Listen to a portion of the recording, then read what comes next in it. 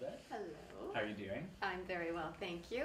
So I'm just wondering, what led you to this place? What made you want to create this designer challenge? I think what really drove me to create some kind of a platform for British Columbia designers was and it's always been a pet project of mine. When you look at the actors and the musicians in this town, they always had a good support system. Actors, musicians, writers, producers, hockey players, and then somewhere there are designers that are sort of in the caboose in the train. And I could never understand why it was that they weren't attached. It's like the kitten in the rainstorm. There was never enough momentum for designers, Western designers, British Columbia designers, and I think the talent pool here is really seriously strong. They go to school and they really don't know where to go unless they go to the East Coast, unless they go to the United States or to London.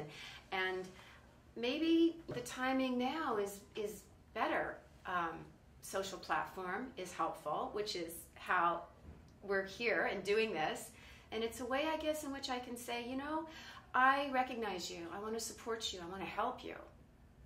And that's really what it's about. Absolutely. So why don't you tell me a little bit about the part of this designer challenge that really means the most to you, that's that you hold closest to your heart? The charity part. It's a full circle situation. There's one designer in every competition that wins, and he or she will have their item on a mannequin, will sell them in the store, their samples.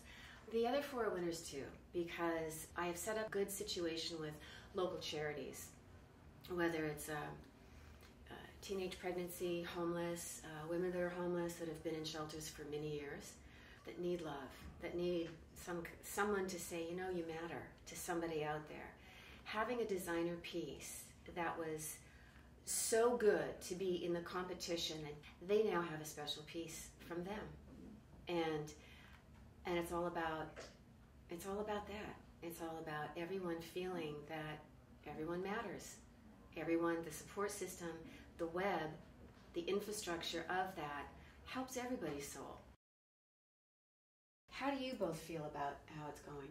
I think it went really great. I mean, I didn't know what to expect, especially with some of the designers that had the pieces with what they had. I mean, some of them had a few pieces, so I was really interested to see how they can stretch that into a wearable garment. I was so surprised about the craftsmanship that was created in 48 hours. It was impeccable to me. I expected them to focus a little bit more on the design concept that looked good, but wasn't created well. But it was done impeccably, because I think they're used to working under such intense pressure.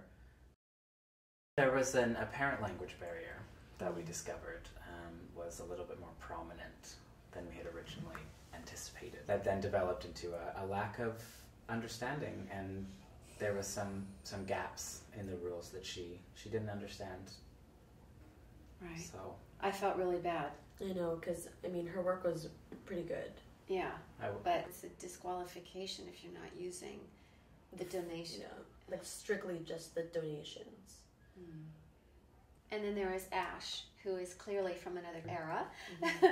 For the market that she plays to, I think people would eat that up. For 48 hours, that bodice that she did, I mean, she said she specializes in leather and her pattern making. That looked amazing. To ask you, who do you think is more traditional, more mainstream, like who could actually go more commercial out of the four?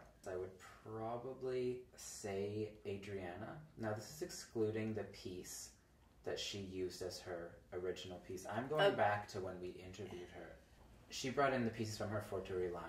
They were so well manufactured. A lot of wool jackets, a lot of really clean-cut denims. Very classic and very traditional. So when you say traditional, that's where my brain goes.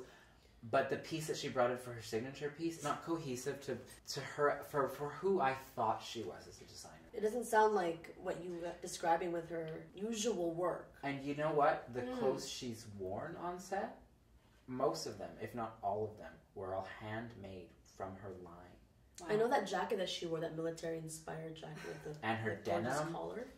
It's like she wore those denim jeans that she wore. Those are hers. She made them. You should. She had the.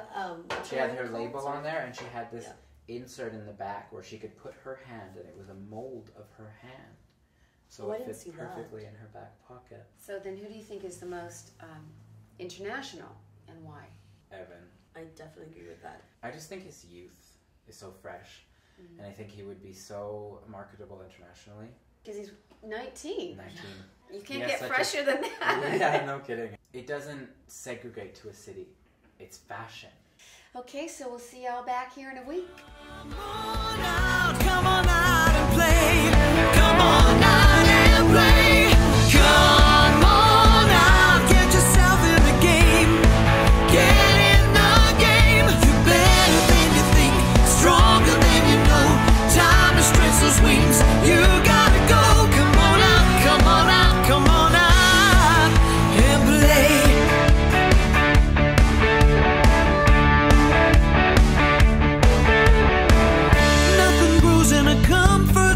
Chances are only blown when not taken. Let others rack up TV time while you start to climb.